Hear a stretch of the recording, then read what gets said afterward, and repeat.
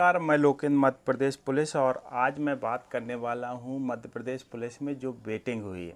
Betting पर मैंने कल एक वीडियो बनाया था, लेकिन इस वीडियो में मैं बात करने वाला हूं कि पूरा उसको एक बच्चे ने कमेंट किया था कि सर इसको समझाइए। उसको मैं समझाऊंगा और किस प्रकार आपको, तो आप इस वीडियो को देखिए। अगर आपकी बेटिंग क्लियर हुई है और सेकंड बेटिंग आ सकती है या नहीं आ सकती, इस पर भी बात करेंगे। तो इसको मैं पीडीएफ को कल वाले को ओपन किए ले रहा हूँ और इसको मैं बगल में भी लगा दूँगा।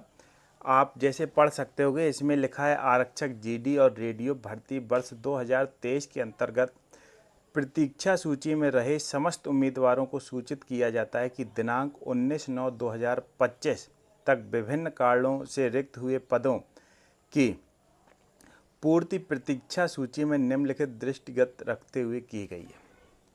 पहला पॉइंट इसमें कहा गया है, जिस उम्मीदवार का सिलेक्शन हो गया था और उसने, जैसे मैं पढ़ के सुना दूं, जिन उम्मीदवारों का चयन मुख्य सूची में हुआ था और उनके द्वारा विभाग में ज्वाइन नहीं किए जाने से उनका चयन निरस्त किया गया है, यदि उनका नाम प्रतीक्षा सूची में शामिल है तो उनके नाम पर विचार नहीं किया जाएगा।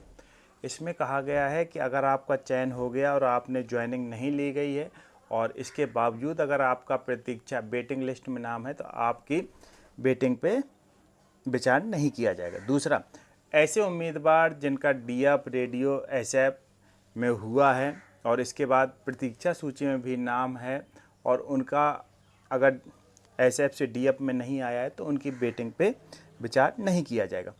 तीसरा पॉइंट कहा गया है, ऐसे उम्मीदवार जो चयनित हो चुके हैं, जैसे एसएफ का है, डीएफ में आ रहा है या रेडियो में जा रहा है और उसकी वेटिंग है, तो वेटिंग क्लियर होने पे उस पर विचार किया जाएगा।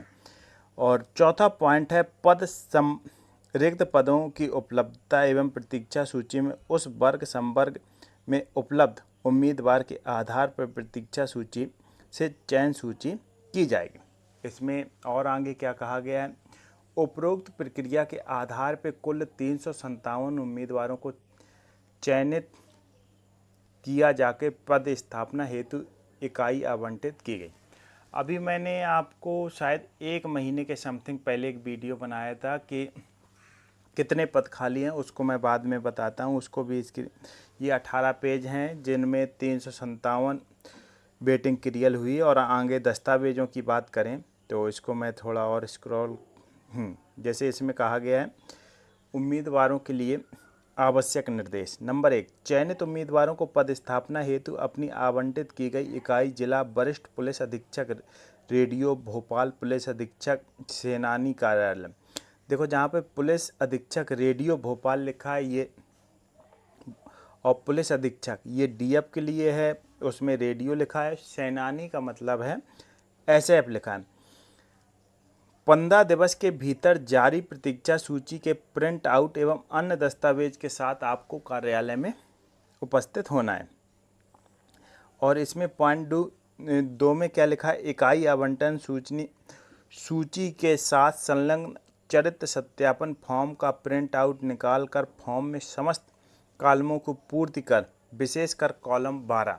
इसको मैं आगे बताता हूँ। नंबर 3, किसी भी उम्मीदवार का सीना और हाइट में किसी प्रकार की छूट नहीं मिलेगी। उम्मीदवार अपने 5 दिन की ठहरने की व्यवस्था से जाएं, इसमें ये लिखा है। नंबर 5, चरित्र सत्यापन एवं मेडिकल परीक्षण में योग पाए जाने वाले संबंधित नियुक्तिकर्ता अधिकारी द्वारा नियुक्ति आदेश जारी किया जाएगा। नियुक्ति आदेश में आमद अवधि का उल्लेख होगा। जो आपका चरित्र सत्यापन होगा, मेडिकल होगा, इसके बाद जो अधिकारी होगा वो आपको एक तिथि देंगे, तारीख देंगे, वहाँ पे आपको आमद का मतलब होता है आपको उस दिन से ज्वाइनिंग दी जाएगी।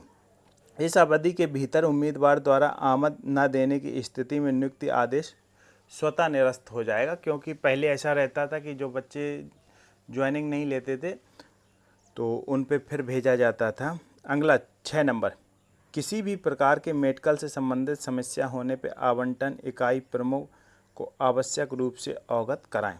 7वां नंबर, उम्मीदवार द्वारा द्वितीय चरण के दौरान समिति को उपलब्ध कराए गए दस्तावेजों की मूल प्रति और उनकी स्वप्रमाणित छाया प्रति अनिवार्य रूप से अपने साथ लाएं। सुलभ संदर्भ के लिए दस्तावेज़ों की सूची दी गई है। आपसे संबंधित दस्तावेज आवश्यक रूप से लेके जाएं। इसमें जो दस्तावेज दिए गए हैं वो आपको लेके जाना है। इसमें जैसे इसको मैं पढ़ता हूँ, 2 फोटो, आधार कार्ड, जन्म तिथि प्रमाण पत्र, शैक्षणिक योग्यता प्रमाण पत्र, जाति प्रमाण पत्र, मध्य प्रदेश रोजगार कार्यालय का जीवित रोजगार पंजीयन, एनसीसी का सी सर्टिफिकेट, स्वयंसेवी नगर सेवक होमगार्ड की को आयु सीमा में छूट के लिए नगर सेवा 3 वर्ष की सेवा काल का प्रमाण पत्र, भूतपूर्व सैनिक के लिए मध्य प्रदेश जिला सैनिक कल्याण बोर्ड मध्य प्रदेश। इसको मैं स्क्रीन के बगल पे अंतर्जातीय विवाह, विक्रम, विवाहित, मूल निवास का प्रमाण पत्र, अन्य विभागीय अधिकारी हस्ताक्षर द्वारा EWS। अनुप्रमाणन फॉर्म ये आपको भर के ले जाना है और इसमें जो 12 नंबर पॉइंट है, 12 नंबर को मैं, क्या आप कभी गिरफ्तार, जो आपका चरित्र सत्यापन आप बोल रहे थे कि कहाँ से डाउनलोड करना है, तो ये आपका अनुप्रमाणन फॉर्म है, ये आपको भर के ले जाना है और इसमें 12 नंबर आपको विशेष कर लिखना है। क्या आप कभी गिरफ्तार किए गए? क्या आप कभी भी अभियोजन चलाया गया? क्या आप कभी निरुद्ध किए गए या आपसे जुर्माना किया गया? क्या आप किसी अपराध के लिए न्यायालय, ये आपको विशेषकर ज़रूर भरना है। अनुप्रमाणन फॉर्म आपको भर के ले जाना है, यही उसमें दिया गया है।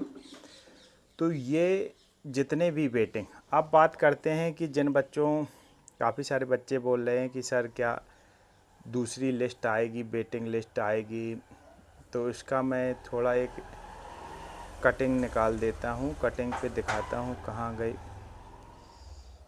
जिसमें थोड़ा सा इसमें है क्या नहीं है। पुलिस भर्ती की राह, रोजगार जीवित की बांधा हटी, रोजगार पंजीयन, इसमें भर्ती के लिए जीवित रोजगार,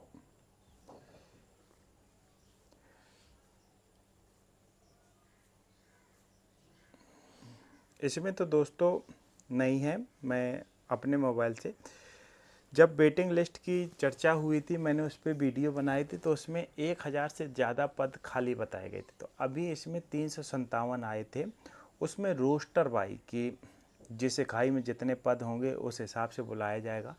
अभी जिनकी क्लियर हो गई उनको तो जाना है। हो सकता है कि सेकंड लिस्ट पे भी अगर कोई अपडेट आती है तो मैं ज़रूर आपसे बात करूंगा और वीडियो बनाऊंगा। ये 357 है और मैंने कहा था कि ज़्यादा वेटिंग क्लियर होगी, तो संभवतः मुझे लगता है कि दूसरी भी वेटिंग लिस्ट आने की संभावना है। जैसे ही जो भी जानकारी होगी मैं आप तक पहुंचाऊंगा।